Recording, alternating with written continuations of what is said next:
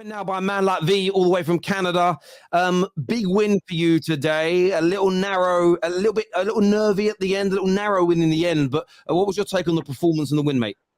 Man, I was excited to see that 11 play. I wanted to see what kind of instructions Pep was going to have for the boys, and I thought they played really well. Man, couldn't go for another loss, and we had to play our style of football, so it was good. Brighton's a very good team. The way we were attacking, what we saw from Doku, Alvarez, Haaland.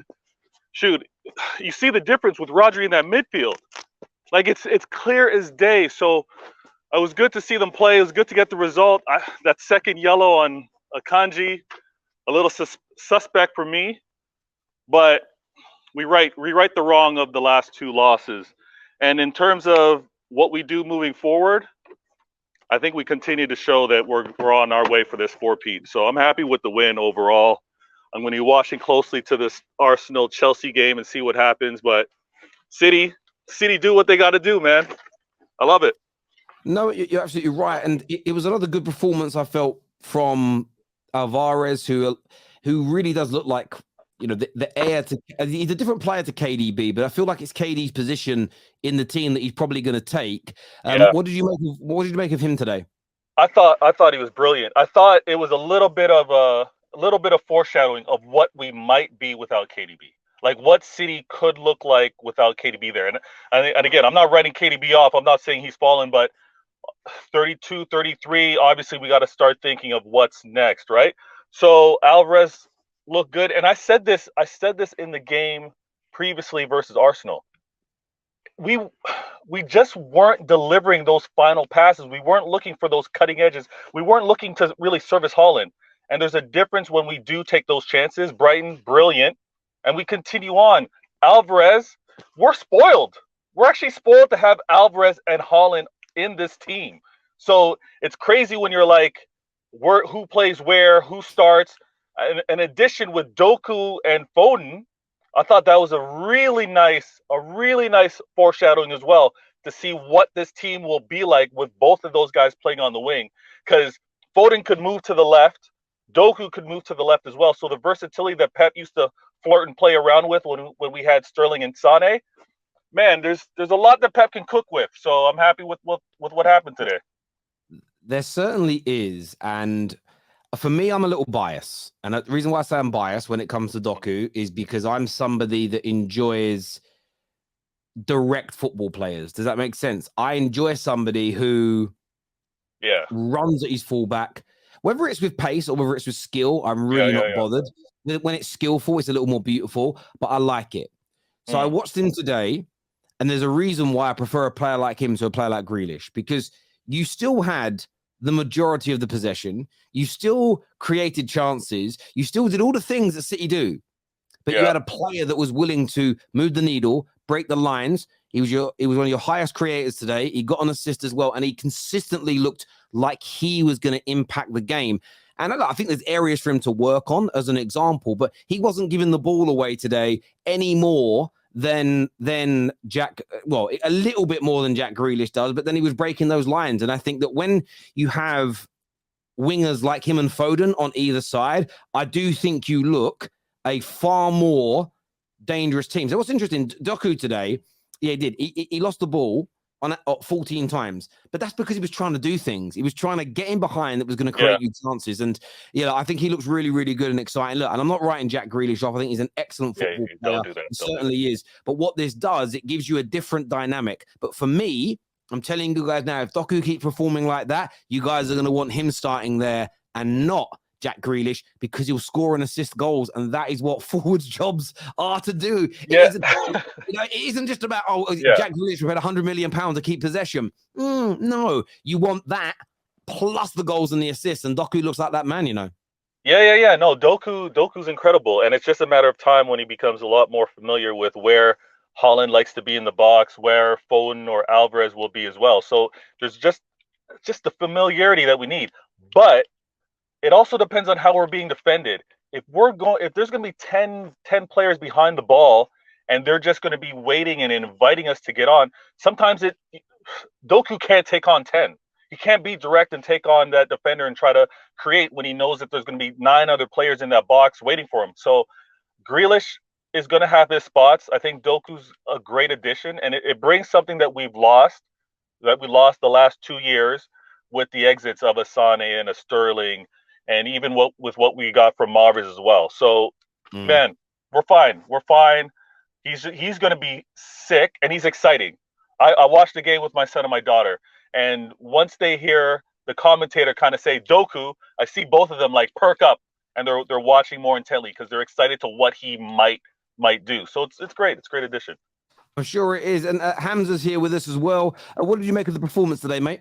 It was a top performance. A bit nervy at the end, but absolutely fantastic performance by Man City. I thought they were brilliant. I thought we should have finished our chances to make it like probably 3 or 4-0, and it would be more comfortable. But I think, I don't know, the referee was a bit poor to me.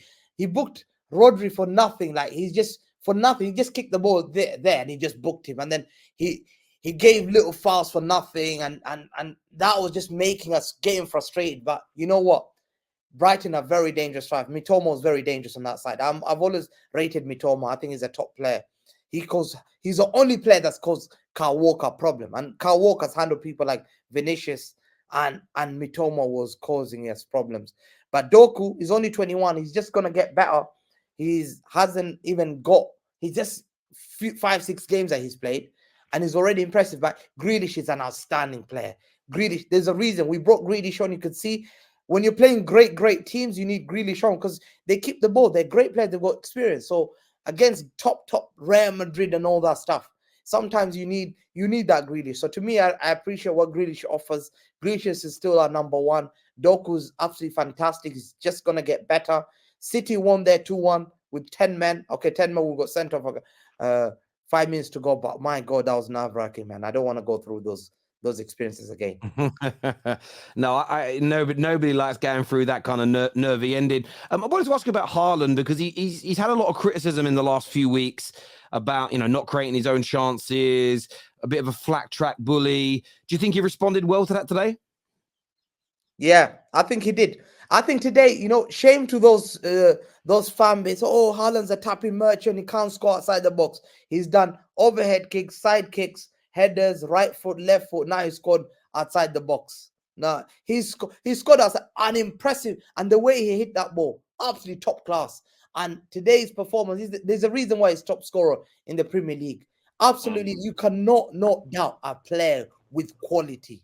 I think the only wrongdoing Haaland did, he broke all the records and the rivals couldn't accept it. How can a guy score 50-something goals? We only saw this in La Liga with Messi and CR7. Yeah. We've never seen this. And him not scoring one game, oh my God, it's the end of Haaland. He can't do anything. But today, all those haters, shame on you. And you got put into absolute shame because today's performance by Haaland, fantastic. He showed why he's the best striker in the world. Professor. Professor. Yeah, I felt like go on, V. Go on, bro. I was just gonna say I love hearing the criticism of Haaland. I love hearing the fact that they want to point out that he's not a complete player at age 22, 23. They want to compare him to the greats. The fact that he's in those conversations speaks to how amazing he's been. And to score these goals, like it is not an easy thing to do. And I know it's a cliche. They say, what's the most difficult thing to do in the game is to score goals. And he's making it look easy. And he did this record-breaking goal scoring. What he did last season was incredible because it resulted in a treble. It resulted in trophies. When Salah did it, it was empty calories. The man broke the record, and it resulted in absolutely nothing for Liverpool. It was great for his resume, but it meant nothing to the squad. And what Haaland has done was record-setting, and it meant trophies for us, trophies that we've never won before. So you can't. If you choose to criticize him, fine. You choose to point out that he's not a complete player, go for that. But know what he means to the squad and how important he is. And he's developing as a player.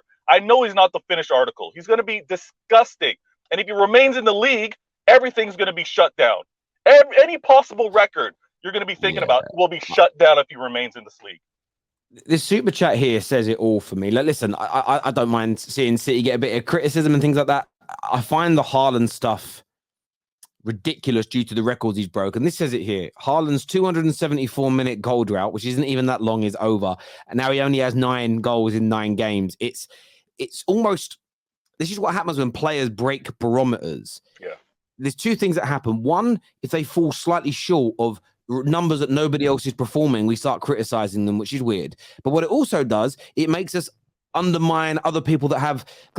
Messi and Ronaldo did this for years. They were scoring 60, 70 goals in a season in totality. And then you might have a striker scoring 40 and you'd get kids go, but my guy only gets 40. But 40 is still a ridiculous amount of goals. And that's why the Haaland criticism for me is crazy. It's not like he hasn't scored in big games. It isn't like he's 28, 29, 30 years of age. This guy has still got years of development to go. You're absolutely spot on. And Terry, sorry, go on, mate. Go on. I was just going to say, and he did this the first year coming to the Prem, right? So getting acclimated, getting used to knowing how teams want to play, knowing the players and the personnel, like he wasn't even there yet. And then what I also want to point out is, in hindsight, Professor, hopefully you agree, what Pep did in terms of subbing him off, load management, and not having him play complete 90s with regards to games. Like, the record could have been so far gone that it would have been like, what's left for me to do in this league? So I think Pep kept him hungry in terms of, you know what, there's still more that you can do, young boy. I'm subbing you off, and you will go for it next season as well. Yeah, no, I agree. I agree completely. I think that, listen, I think you can criticize players in individual games. Was he good today? What was wrong today? But kind of this weird, what I found with the Haaland criticism, it's everybody that predicted he was going to flop. When he has a bad game or two, they come straight out. But I suppose that's 2023 football analysis for you.